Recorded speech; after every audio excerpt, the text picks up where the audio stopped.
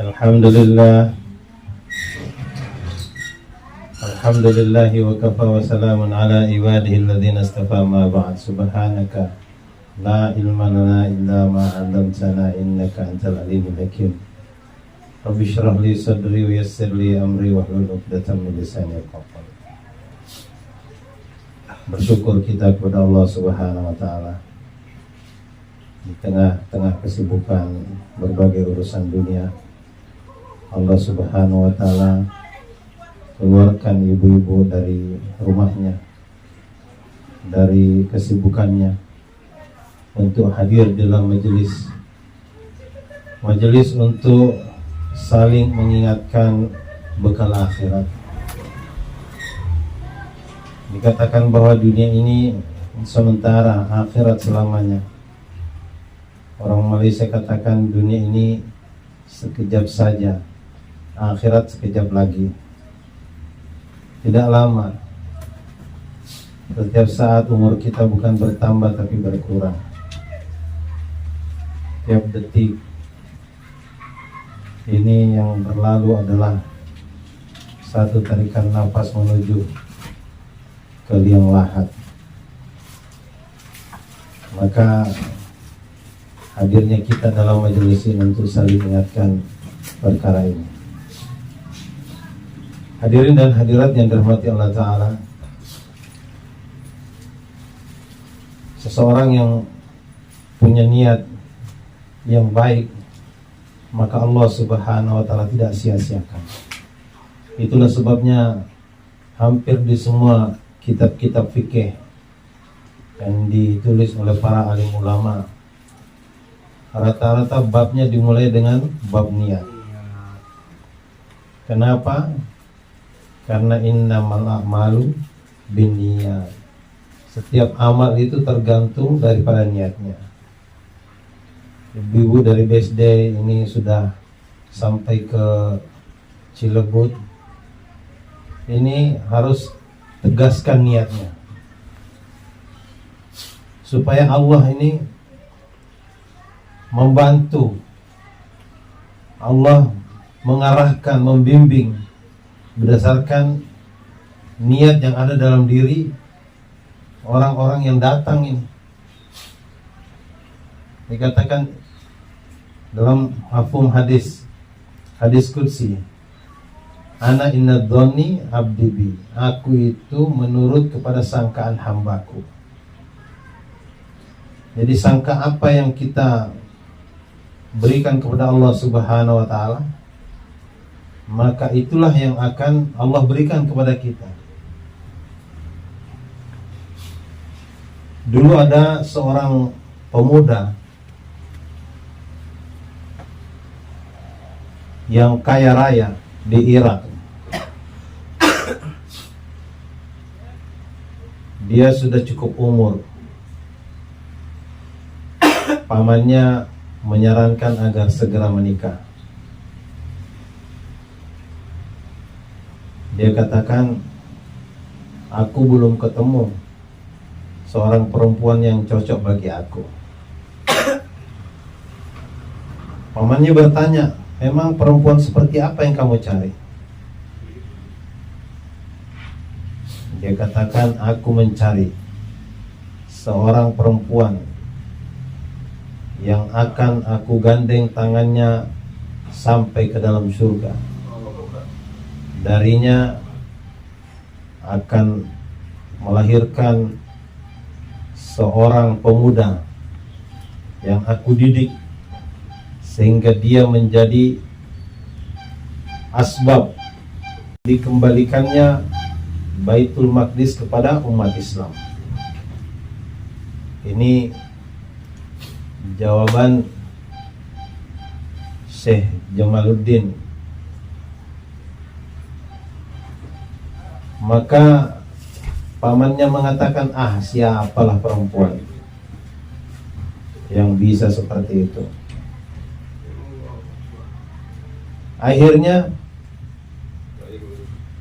tidak dipedulikan lagi, tidak dipikirkan lagi, tidak dibicarakan lagi. Syekh Jamaluddin Al-Ayyubi ini dibiarkan memimpin kerajaannya seperti biasa. Kemudian pada satu malam dia hadir di dalam sebuah majelis di mana ada seorang ulama yang mengajar di majelis itu. Banyak orang yang hadir, laki-laki dan perempuan. Perempuan berada di balik hijab. Di tengah-tengah majelis itu, di mana Syekh sedang mengajar, tiba-tiba ada suara seorang perempuan memanggil dari balik hijab. Maka Syekh menghentikan sebentar taklimnya. Dia mendekat. Begitu dia mendekat, setelah mendengar apa yang dibicarakan oleh perempuan di balik hijab, dia langsung marah. Dia katakan, "Wahai perempuan,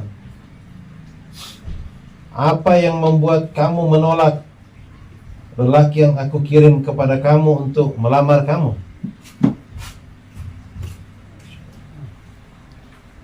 Maka perempuan ini menjawab, "Wahai Tuan Guru,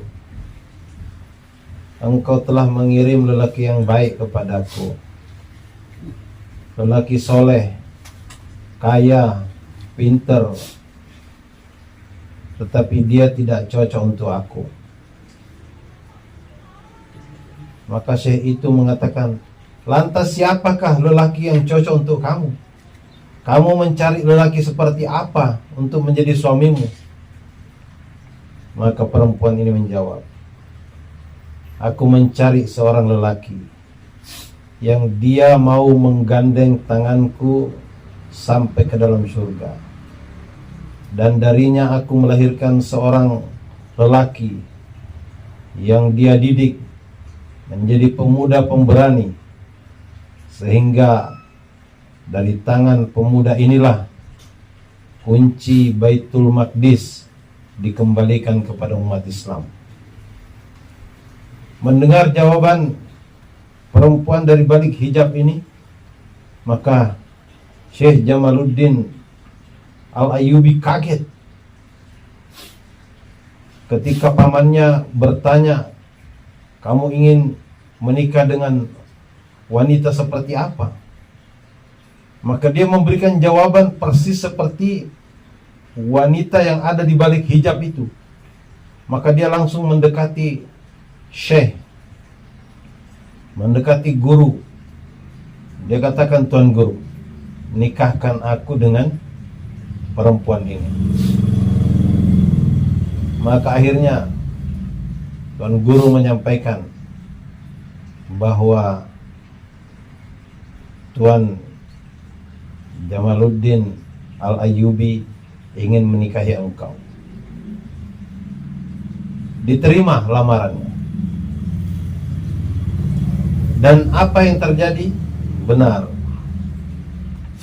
Dari pernikahan itulah lahir Salahuddin Al-Ayyubi. Salahuddin Al-Ayyubi inilah yang menjadi pemuda yang akhirnya menjadi pemegang kunci Baitul Maqdis, berperang melawan orang-orang kafir sehingga memenangkan pertempuran demi pertempuran. Akhirnya Baitul Maqdis kembali kepada umat Islam. Jadi itulah pentingnya niat. Mereka tidak saling kenal, tidak pernah saling WA, SMS, chatting. Tapi di dalam hati mereka ada niat. Saya ingin seorang pemuda yang akan menjadi suami saya, menjadi asbab, akan melahirkan orang yang akan mengambil kunci Baitul Maqdis. Begitu juga lelakinya menginginkan seorang perempuan yang akan melahirkan seorang pemuda yang akan menjadi pemegang kunci Baitul Maqdis. Maka niat itu sangat penting. Kita tidak tahu apa yang kita niatkan. Orang-orang niatkan itu kita tidak tahu, tapi Allah Maha tahu. Tidak ada yang tersembunyi dari pandangan Allah. Seekor semut hitam berjalan di tengah malam di atas batu hitam, itu diketahui oleh Allah Subhanahu wa taala, dilihat oleh Allah Subhanahu wa taala. Allah mendengar percakapan seekor ulat yang berada di dalam batu lapisan ketiga. Ketika Musa alaihissalam diperintahkan dakwah kepada Fir'aun, sejenak dia ragu, walaupun sudah di training, tongkatnya bisa berubah menjadi ular, tangannya bisa berubah menjadi lampu neon, bisa menyala. Tapi ketika ditaskil untuk pergi kepada Fir'aun, dia mikirkan istrinya. Bagaimana makannya istriku, bagaimana istriku berada dalam perjalanan di padang pasir. Maka di depan Musa alaihissalam itu ada batu. Allah perintahkan, idrib bi'asokal hajar, pukulkan tongkatmu kepada batu itu. Ketika dipukul, batu terbelah. Di dalam batu ada batu lagi, dipukul lagi, terbelah lagi. Di dalamnya masih ada batu lagi, dipukul lagi. Akhirnya terbelah lapisan batu yang ketiga. Ternyata di dalam lapisan batu yang ketiga ada satu ekor ulat yang lemah, tetapi di dalam mulutnya ada selembar daun hijau yang masih segar.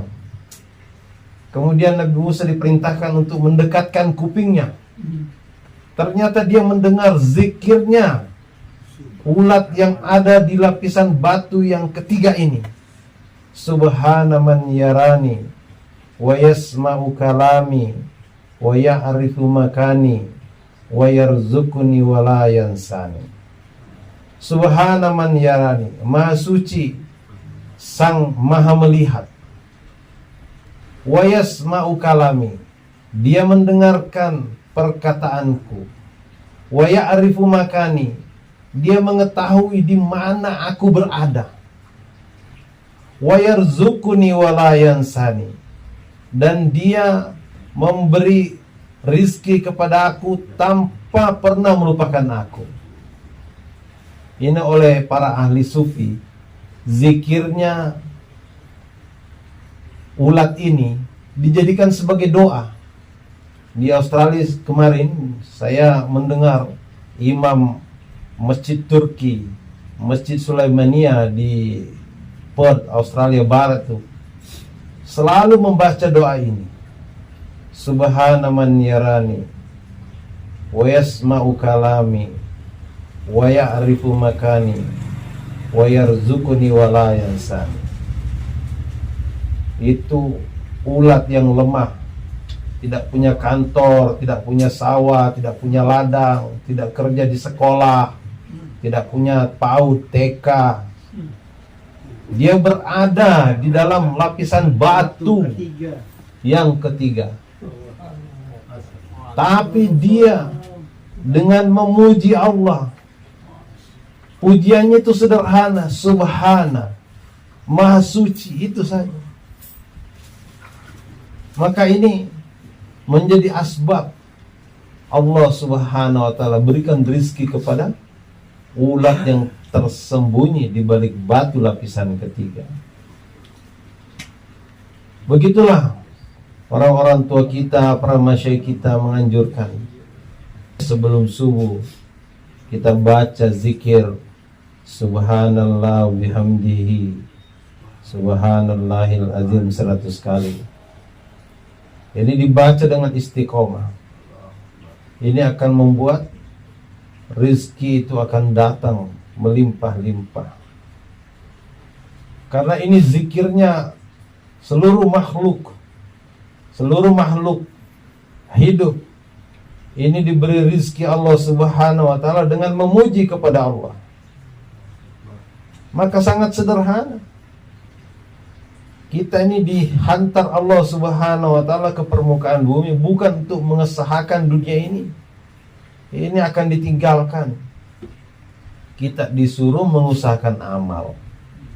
Dan salah satu amalan diajarkan masyayikh, diajarkan Nabi kepada kita, baca ini setiap menjelang sholat subuh, sesudah sholat qobliyah, baca 100 kali subhanallah bihamdihi subhanallahil azim subhanallah bihamdihi subhanallahil azim.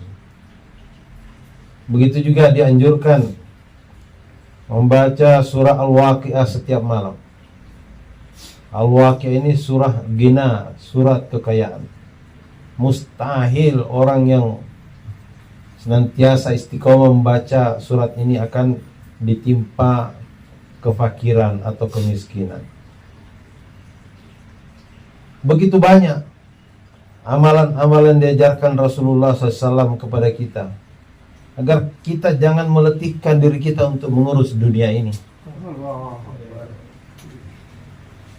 Ketika ada orang mengadu kepada Rasulullah kesulitan masalah ekonomi, itu Rasulullah bukan kasih duit, bukan kasih kambing untuk diternak, bukan kasih tanaman untuk diletakkan di kebun. Tidak. Rasulullah bacakan ayat wa'mur ahlaka bis sholat, perintahkan keluargamu sholat. Sholat ini amalan untuk menyelesaikan masalah ekonomi dan menyelesaikan apa saja. Ini adalah teknologi super canggih yang diberikan Allah kepada umat Nabi SAW untuk menyelesaikan semua masalah. Kita tahu kunci Inggris itu bisa memutar skrup yang berbagai macam ukuran. Sholat ini dapat menyelesaikan segala macam masalah berbagai macam ukuran. Tapi orang tidak menyadari.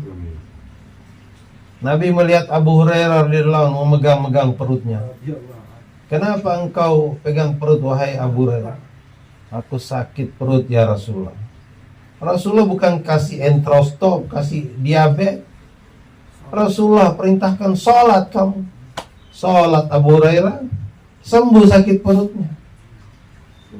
Begitulah amalan-amalan yang diajarkan Rasulullah SAW kepada kita, agar kita jangan terpesona dengan tipuan-tipuan dunia ini. Karena namanya makhluk ini tidak bisa buat apa-apa tanpa izin Allah Subhanahu wa ta'ala. Setiap makanan yang kita makan itu ketika melewati tenggorokan, dia bertanya kepada Allah, ya Allah, apakah aku jadikan orang ini sehat atau jadikan orang ini sakit? Beras yang sama, ikan yang sama, daging yang sama, telur yang sama. Ada orang ketika dia makan jadi kena asam urat. Ada orang dia makan menjadi sehat, segar. Karena semua benda-benda ini bergantung kepada perintah Allah Subhanahu wa ta'ala. Di Pakistan ada orang sakit, sakitnya sama, kemudian dibawa ke rumah sakit yang sama, diletakkan di kamar yang sama, hanya berbeda ranjang, ditangani oleh dokter yang sama. diberikan obat yang sama. Seminggu kemudian satu orang kembali ke rumah, satu orang dibawa ke kuburan. Jadi bukan karena kehebatan dokter, bukan karena kehebatan obat, tapi perintah Allah Subhanahu wa taala yang ada di sana. Maka ibu-ibu yang rahmati Allah Subhanahu wa taala, kita nih keluarga Allah taala untuk belajar perkara-perkara ini. Bagaimana menggunakan amal ini sebagai alat untuk menyelesaikan masalah-masalah. Dan kalau sudah ketemu caranya dengan amal selesai masalah, maka hidup itu jadi indah. Seorang sahabat bernama Miqdad Al-Aswad, ini dia buang hajat. Dia ketika buang hajat, datang satu ekor tikus. Di mulut tikus ini ada satu keping uang dinar. Satu dinar itu nilainya 4,25 gram emas. Jadi kira-kira 4 juta kalau dirupiahkan. Tikus ini datang mendekat ke arah Miqdad bin Aswad. Mereka pun saling menatap. Miqdad melihat tikus, tikus juga melihat Miqdad. Tikus ini takut, jangan sampai salah alamat ini COD yang dia bawa. Dia bawa ini perintah harus alamatnya tepat. Setelah di scanning, oh benar, inilah alamat yang benar. Maka diletakkan uang dinar itu di situ. 4 juta diletakkan di depan Miqdad bin Aswad. Saya dengar 4 juta itu gaji pensiunan jenderal ya. 4A. Oh 4A. Satu lembar, satu keping. Itu gaji 4A, pembina utama itu. Diletakkan di situ di depan Miqdad bin Aswad. Masya Allah. Miqdad bin Aswad tidak terkesan dengan duit. Ini iman sudah luar biasa diasah oleh Rasulullah. Maka dia biarin saja. Dia juga tidak takut. Siapa tahu tikus itu ngambil lagi, tidak. Dia teruskan. Ternyata tikus itu datang lagi, bawa lembar yang kedua. Jadi 8 juta. Pergi lagi, bawa lembar yang ketiga. Jadi berapa tuh? 12 juta. Terus keempat, kelima, keenam, sampai 17 keping. Berapa itu? 4 kali 17. Yang pandai matematika cepat hitung. 68 juta. Ini sahabat nih, lagi buang hajat, datang duit di hadapan dia 68 juta. Terakhir tikus ini datang membawa kantongnya, membawa uncangnya. Maka selesai buang hajat, itu duit dimasukkan ke dalam uncang. Tapi sahabat, mereka nggak langsung pulang ke rumah. Mereka nggak langsung pergi ke bank untuk naruh duitnya.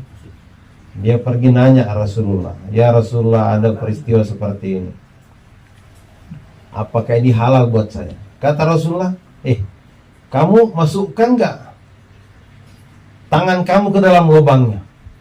Oh tidak ya Rasulullah. Kalau begitu ini halal buat kamu. Kira-kira kalau orang Cilebut dapat uang seperti itu, kira-kira masukkan nggak tangannya ke dalam lubang? Oh, bukan masukkan tangan, pulang ambil linggis, pulang ambil cangkul, Mungkin sewa bulldozer. Duit 68 juta dalam waktu singkat. Beginilah, karena langit telah diperintahkan untuk tunduk kepada orang-orang yang taat kepada Allah, amalannya diterima oleh Allah. Maka hadirin yang mulia, begitulah kita diperintahkan. Yang penting amalan itu istiqomah. Ada orang istiqomah sedekah 1.000 rupiah setiap menjelang sholat subuh, gak apa-apa, 1.000, 2.000, tapi istiqomah. Dikatakan satu istiqomah lebih hebat daripada 1.000 karomah. Satu istiqomah lebih hebat daripada 1.000 karomah. Karena itu sangat penting kita istiqomah dalam amal, istiqomah dalam taklim harian di rumah, tempat dan waktu yang tetap. Itu akan membuat malaikat yang sudah biasa hadir itu akan datang lebih dulu daripada tuan rumah. Kalau misalnya biasanya taklimnya jam 7:30, itu jam 7 malaikat sudah duluan ngumpul di situ. Sudah memanggil satu sama lain, sudah SMS teman-temannya di langit ke-1, langit kedua. Turun kalian, nanti sebentar lagi, 30 menit lagi, ini taklim akan dimulai. Karena setiap hari seperti itu, maka makin hari makin ramai malaikat, makin ramai malaikat. Maka rumah itu karena dipenuhi malaikat, maka bercahaya di langit. Itu membuat ahli rumahnya akan tenang, ahli rumahnya akan penuh kasih sayang, saling memuliakan satu sama lain. Karena ahli rumahnya tertular sifat-sifat malaikat. Apa sifat malaikat itu? Sifat malaikat ini taat. Sifat malaikat ini tidak pernah maksiat. Maka ahli rumah akan ketularan sifat taat, tidak maksiat, saling berkasih sayang. Tapi kalau taklimnya tidak istiqomah, kadang-kadang 7:30 mulai, kadang-kadang jam 8 baru mulai, itu malaikat itu akan saling tengok satu sama lain. Aku sudah datang dari jam 7, masa jam 8 belum dimulai? Mereka saling menengok satu sama lain. Kamu datang jam berapa? Aku lebih dulu lagi. Aku tadi jam 6 udah datang. Mereka akhirnya ribut malaikat di situ. Enggak jadi kali taklim ini. Akhirnya satu demi satu pergi, satu demi satu pergi. Akhirnya kosong itu malaikat di rumah. Kalau sudah kosong malaikatnya, akhirnya yang datang tuh setan. Kalau setan sudah datang ke rumah, maka ahli rumah sudah akan kesetanan, akan saling musuhan satu sama lain, tengkar satu sama lain, berantem satu sama lain, saling ngejek satu sama lain, saling mengenyek satu sama lain, saling merendahkan, saling menghinakan, saling marah-marahan satu sama lain. Kenapa? Karena setan yang ada di rumah.